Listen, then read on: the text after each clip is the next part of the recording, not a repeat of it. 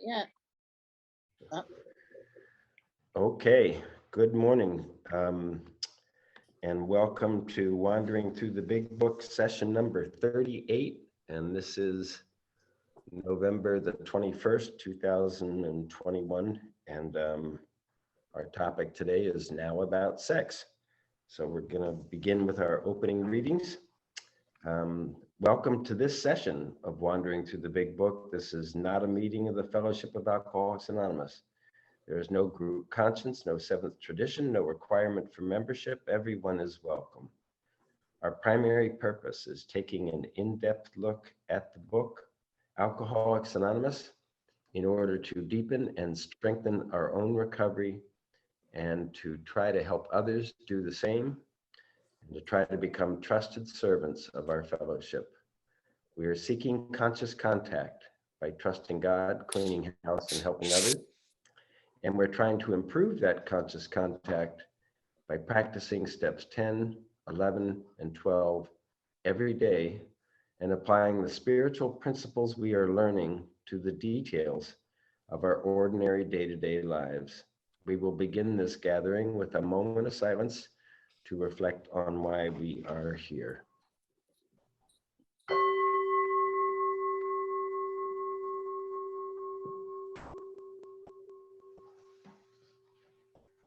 And now we're going to do our opening readings adapted from the Big Book. Robin, number 1. Good morning, Robin Alcoholic.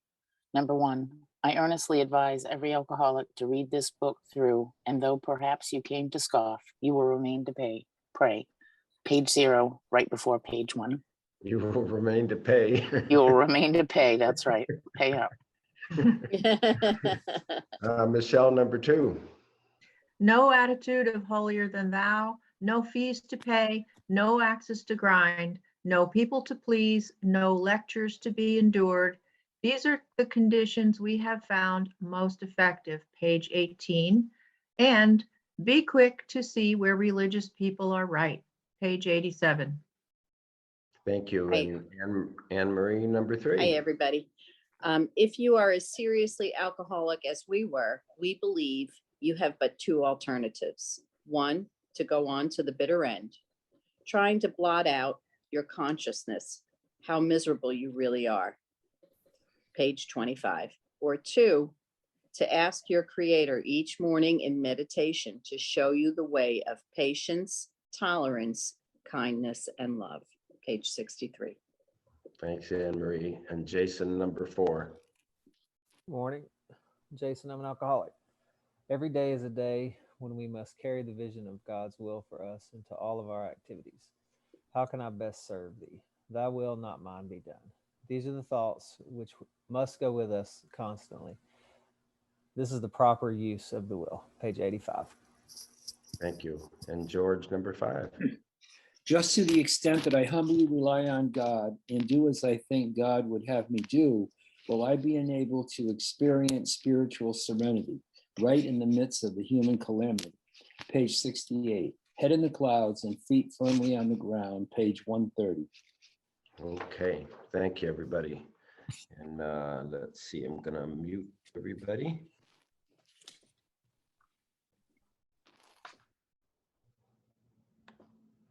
And here we go. Now about sex. So we spent quite a bit of time inventorying resentment and fear, and now we're at the 3rd section, sex conduct. And as with the others, it's one of those things where, at least for me, I find out that resentment is not really about resentment. It's about fear and anger and a certain type of mental dishonesty. And fear is not about fear as much as it's about the failure of self-reliance. And I self-rely because I'm agnostic. I don't really have a choice to go to something other than the habit patterns of my brain. And then we come to sex conduct and find out it's not really about sex conduct, it's about selfishness. And more than that, my inconsiderate selfishness. So just for a moment, I want to review those ideas. And then we're going to get to reading the pages in the book about sex conduct. So back on resentment, it's just, at least for me, it's been really enlightening to discover, to be able to draw an equal sign that when I get angry, and anger is anything from annoyance to rage. They're the same reaction. And today I understand that when I do get angry, it's about fear, that somewhere I am frightened. And I never saw that till you get to the fourth column of a resentment inventory, and it's asking the questions: where are you being dishonest, selfish, self-seeking, or frightened? And I'm trying to answer that question. And what I've discovered is that the part of myself that is usually involved are my ambitions. I want things to go a certain way. That's my strategy for handling my fear of how I'm going to react when they don't go my way. And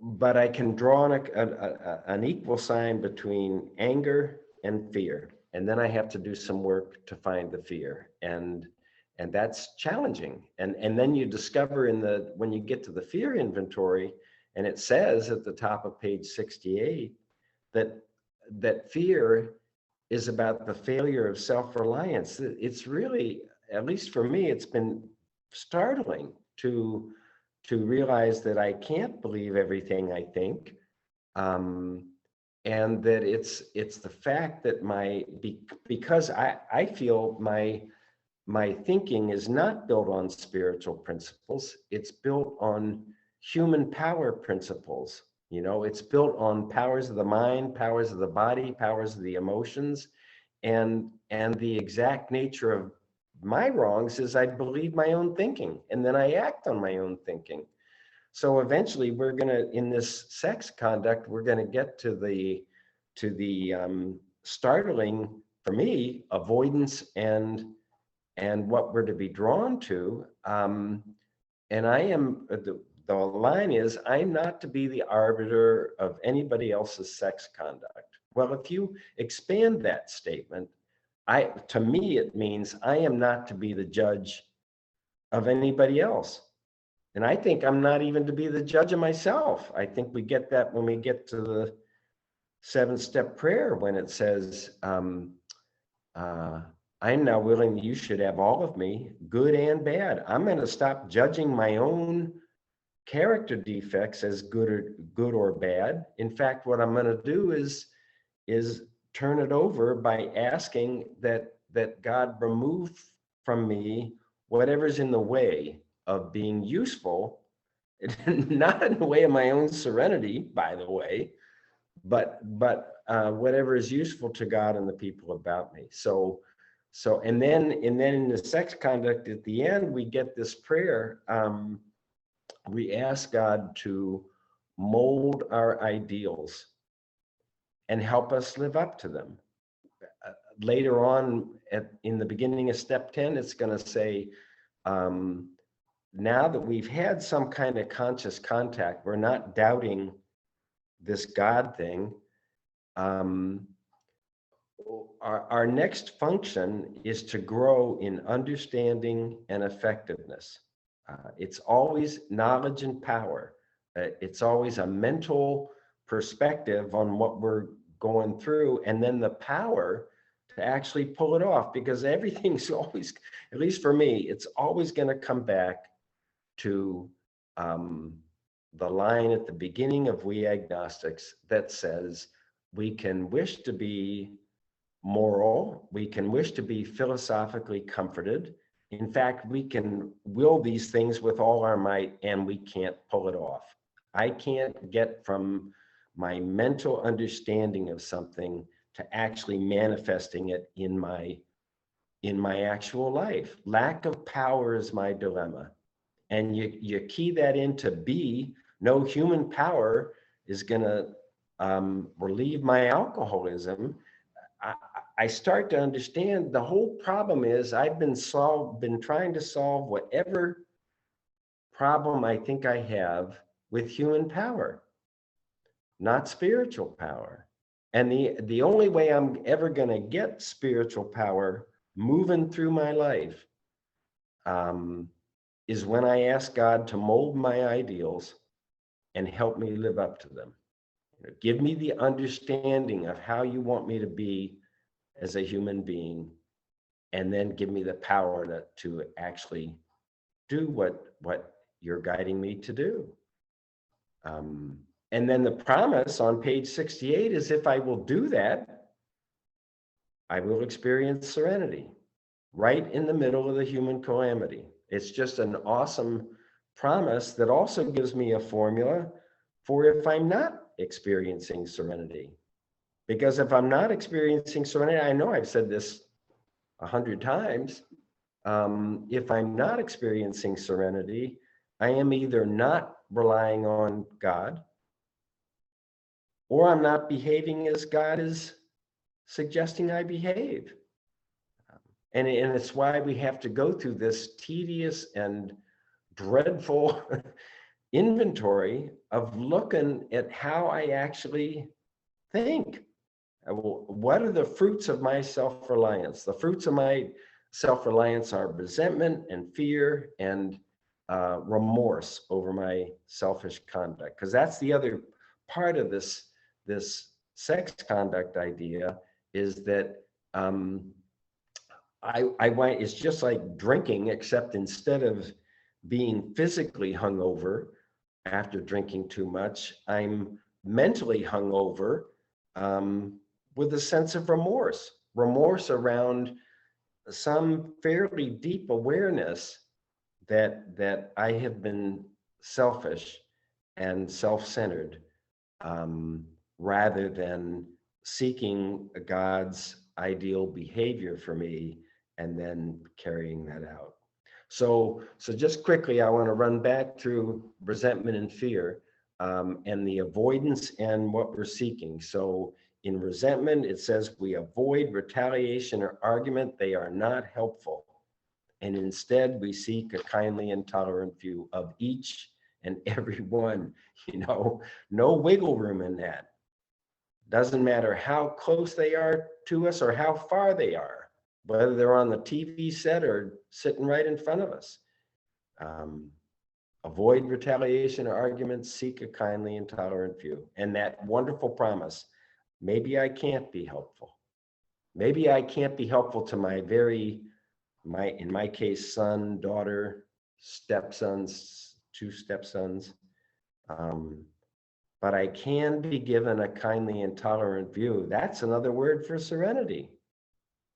That I can look at somebody else's ridiculous behavior and actually be okay. And I love, we've run through this one before, the dishonesty of resentment.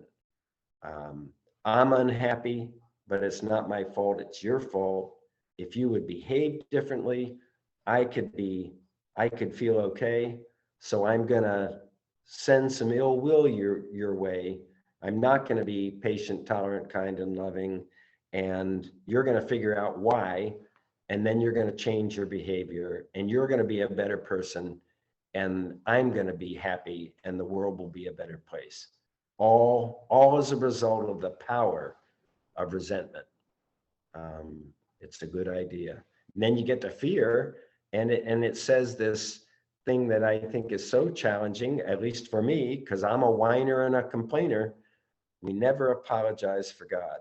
It's just that simple. We never apologize for God. 5 words. What that says to me is I am not to complain about anything, period, ever, period. No complaints. Because when I complain, my perfectionism is me saying, God, this shouldn't be.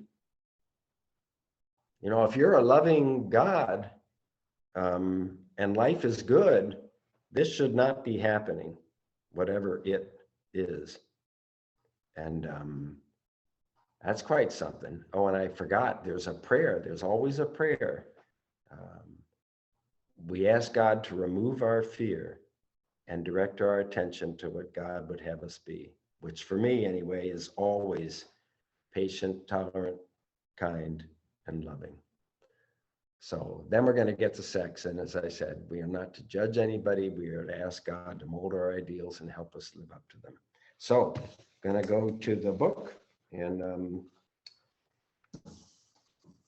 start looking through. So I'm starting at the bottom of 68, and it says now about sex. I got to hold this up. So we've been watching the morning show on Apple TV. We watched the morning show, and it's not easy to watch in some ways. And then we're watching Ted Lasso, where right after, you know, you get the morning show kind of, and then watch Ted Lasso, but whatever. Okay. Why did I say that? Now about sex. Many of us need, I guess I'm more aware of the image here, right? And if I go down here, you get to see so I'm trying to look up. Oh, I know, teleprompters. The teleprompters are all through them. They're always reading the teleprompter. Now about sex. Many of us needed an overhauling there, but above all, we tried to be sensible on this question. So easy to get way off track. And I love this. Here we find human opinions running to extreme. You know, now a couple of sentences later, it's going to say, we are never to be the arbiters of anybody else's conduct. Well, I think that means I'm not supposed to have opinions. You know, I allow myself one opinion. AA has made the biggest difference in my life of anything. And my opinion is the more AA, the better. But I think I'm an AA addict at this point. And but any other opinion, it's like, it's just an opinion. Absurd extremes, perhaps, and then all about this controversy, and a reminder that, you know, the power of tradition 10. We want to stay out of this controversy. The book says, well, 10, Alcoholics Anonymous has no opinion on outside issues. You know, which means no opinion on anything other than sobriety, sanity, and serenity. That's our primary issue. Everything else is outside of that. No opinion on outside issues, hence the AA name ought never to be drawn into public controversy. Well, what that means, I think, to me, is I am not to be drawn into the controversy of opinions, which are simply, in my case anyway, mental habit patterns in a way. I jump to an opinion so quick, and it's so stupid. Okay, any rate, let's see. We have voices crying for sex and more sex, and then others that think it's horrible, see its significance everywhere, blah, blah, blah. We want to stay out of this controversy. We do not want to be the arbiter of anyone's sex conduct. Then we shift to go into this review of our conduct. Where have we been selfish, dishonest, or inconsiderate? Whom have we hurt? Did we unjustifiably arouse jealousy, suspicion, bitterness? Where were we at fault? What should we have done instead? We got this all down on paper and looked at it. You know, this is what we don't want to do. Most of us don't want to do. And I do want to point out that, because I just love these worksheets that come out of, shoot, what do they do with it? In the PDF on resentment step 4, part 3, sex conduct. Toward the end of it, there's a 2-page worksheet, and it's going to be pages, oh, it doesn't have page numbers. Pages 6 and 7, but these worksheets came from the same place that resentment worksheet comes from. And they just ask these same questions, and they ask you to write a brief history of the relationship, your specific conduct, your motives, your conduct, major points, how it ended or how it is now. Second page asks those 9 questions. And I just want to point out, they have for question number 9, what should I have done instead? In the relationship, do not write, should not have gotten involved in the first place. You know, they're not letting us off the hook at all. That's not a good answer to what should I have done instead, because the key part of this thing is what happens at the beginning of the relationship. You know, what are my motives for getting involved?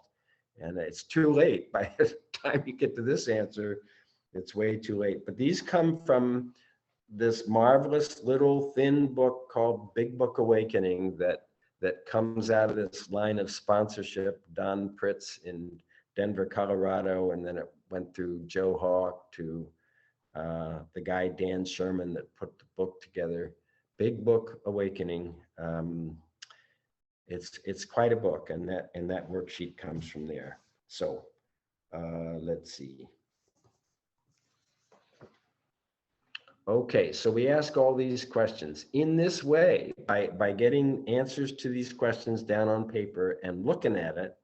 And we're looking at this presumably with a sponsor. Again, the book's written without sponsorship in mind. So this is just somebody on their own with the book.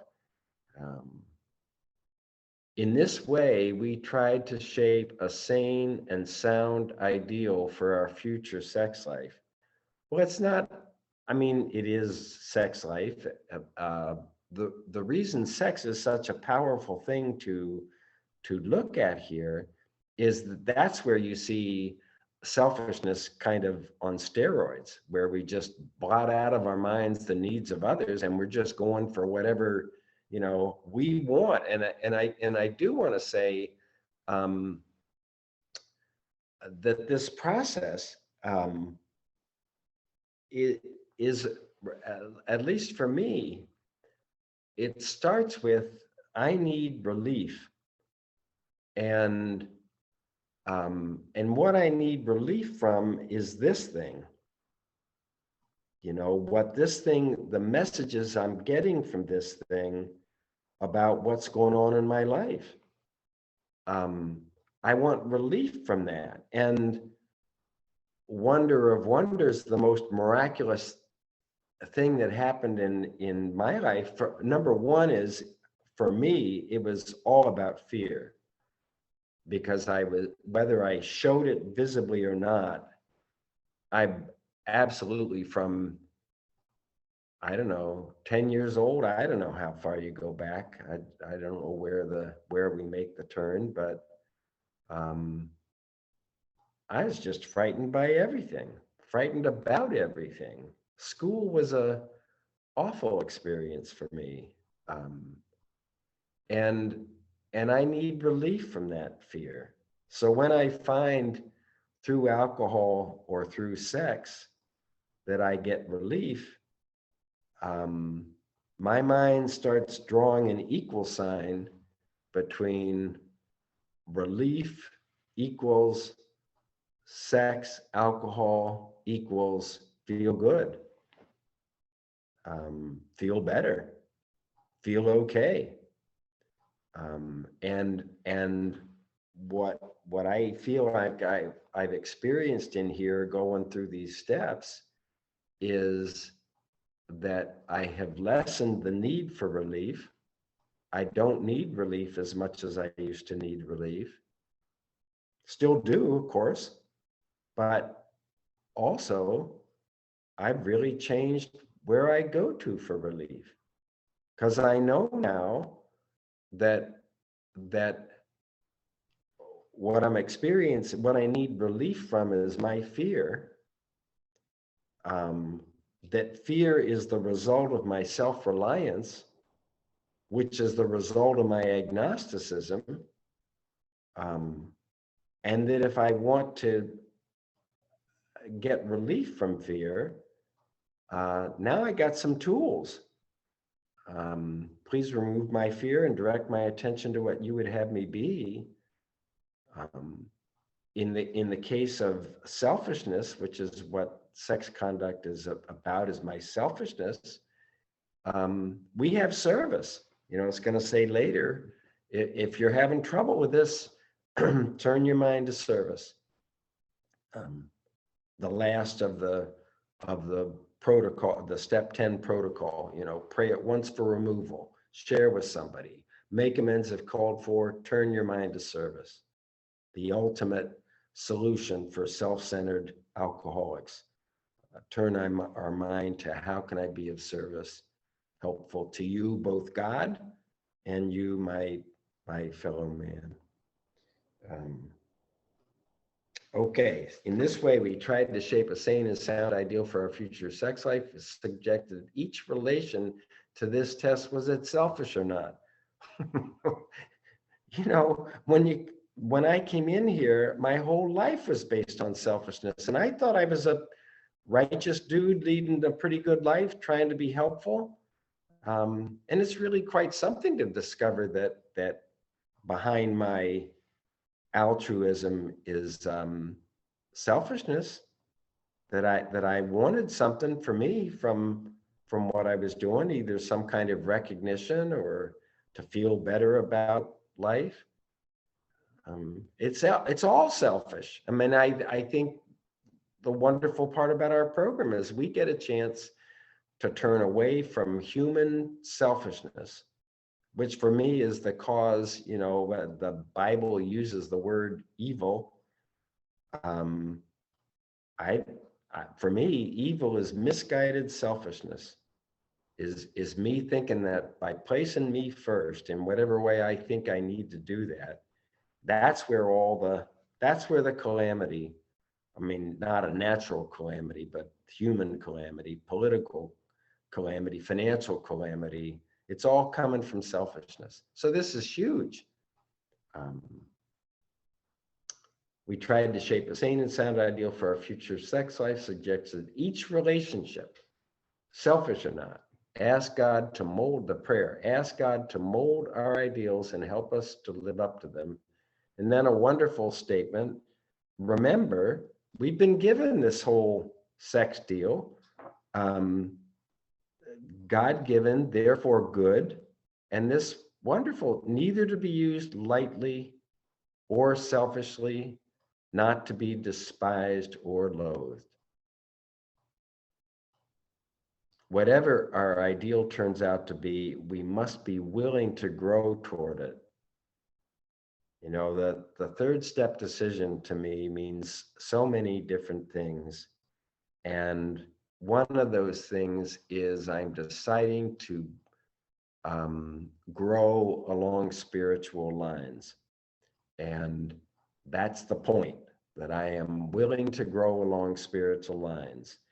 And the book says a couple of times, if I mentally have decided, yes, I am willing to grow along spiritual lines, but I don't seem to be coming up with the action. I don't seem to be doing what they're suggesting that I do. I'm unwilling to get uncomfortable, unwilling to really look at stuff. The solution, as the solution is with everything, is to pray. Pray for the willingness, ask for the willingness, and then proceed when the willingness comes. Whatever our ideal turns out to be, we must be willing to grow toward it, must be willing to make amends where we've done harm. I love this, we treat sex as we would any other problem. Doesn't matter whether it's resentment, fear, or sex, it's all the same. We treat it as we would any other problem in meditation. gosh, they're presuming way back here in step 4 that we're capable of meditation. We ask God what we should do about each specific matter. And I love this. The right answer will come if we want it. How often have we had conversations, well, did you pray about it? No. Why not? Because I knew what the answer was going to be and I didn't want it. That's a problem. That's what keeps us from the most powerful. I swear, to me, a spiritual awakening is understanding the power and the necessity of prayer. And when we get into step 11, it's like, basically, if you read that thing, you're praying all the time. You pray at night before you go to sleep. You pray in the morning when you get up, and you're praying all through the day, asking what is the next step for me to take. It's constant. It goes on all the time, and it works if we will work at it.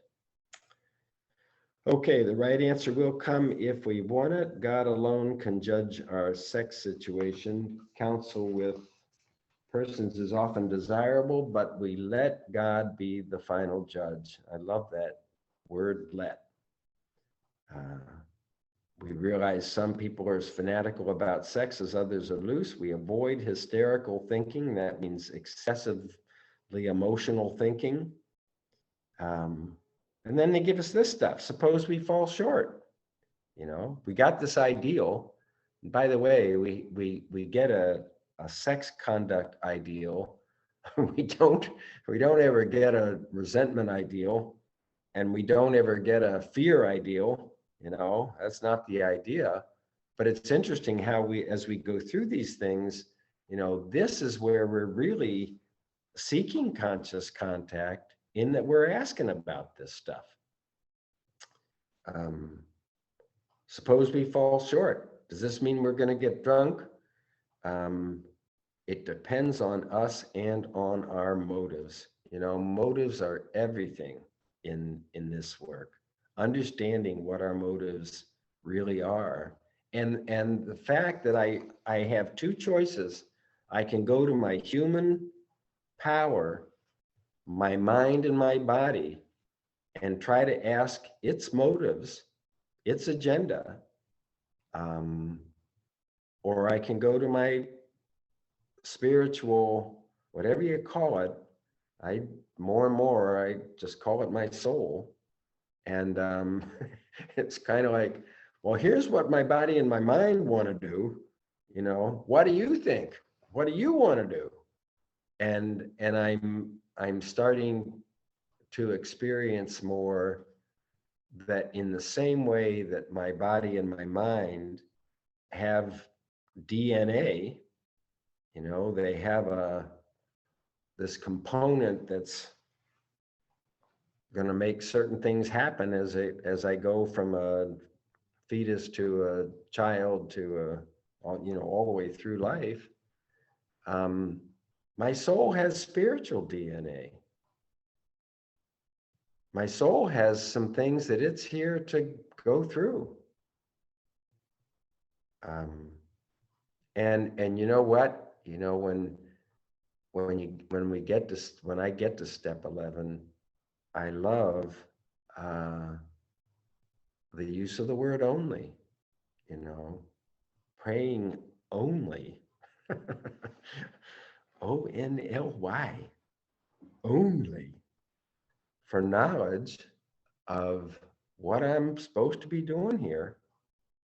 And then I get the power to carry that out. I don't have a clue. I mean, I got a lot of sense of what my body and my mind want. My body's chief goal is survival, and my mind's chief goal is comfort. It wants to feel good, and I'd settle for okay. Just feel okay.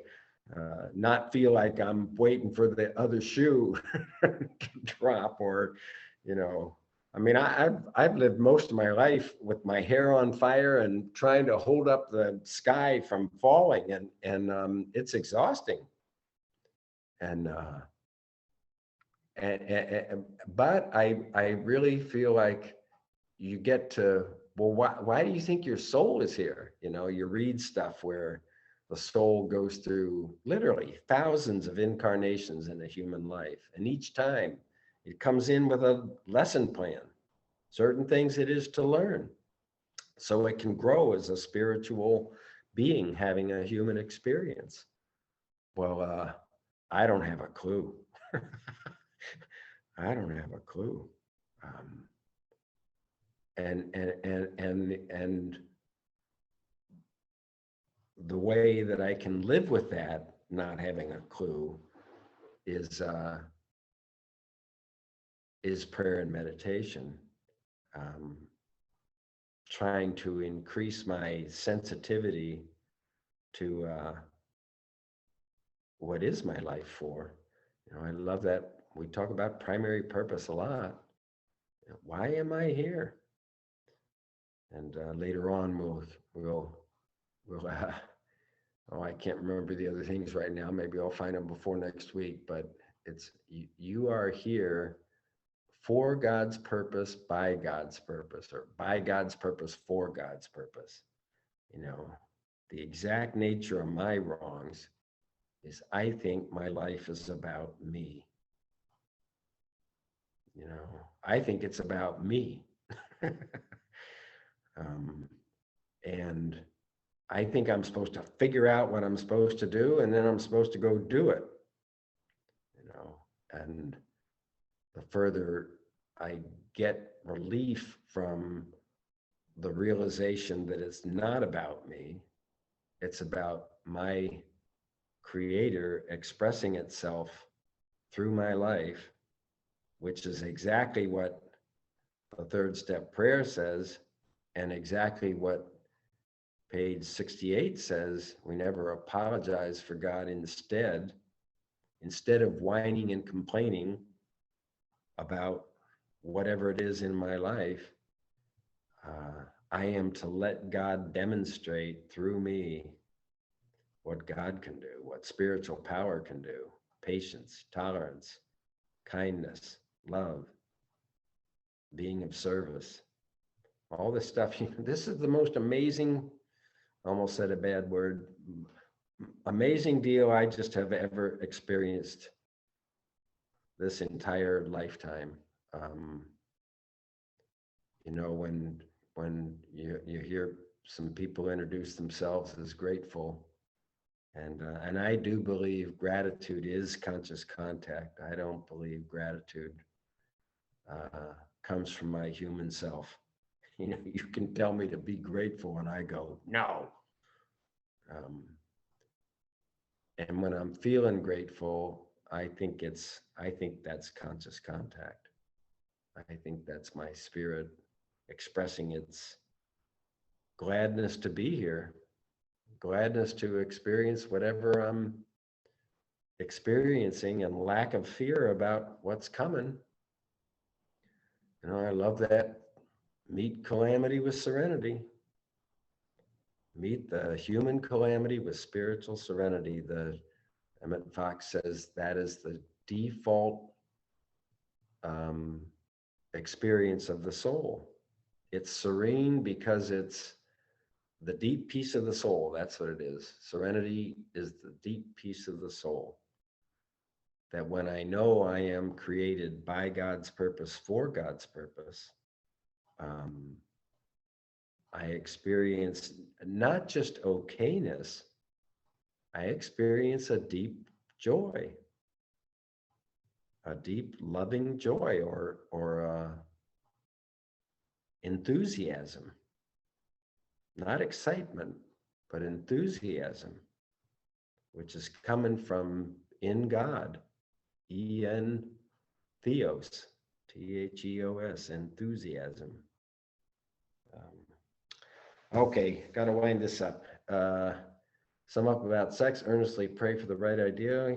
For guidance in each question, take out the word questionable, for guidance in each situation, for sanity, which means a healthy and wholesome response, and the strength to do the right thing. If sex is very troublesome, throw ourselves the harder into helping others think of their needs, work for them. This takes us out of ourselves.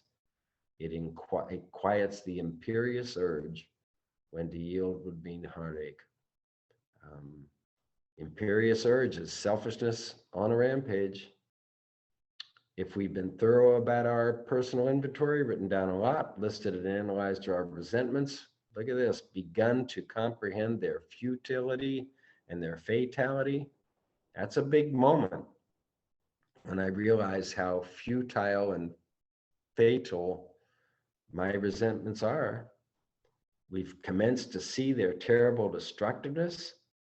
We've begun to learn tolerance, patience, goodwill toward all men, even our enemies, for we look on them as sick people. Listed the people we have hurt by our conduct, willing to straighten out the past if we can. In this book, you read again and again that faith did for us what we could not do for ourselves. The last of the ninth step promises we will suddenly or gradually realize that God is doing for us what we cannot do for ourselves. We hope you are convinced now that God can remove whatever self-will has blocked you off from God.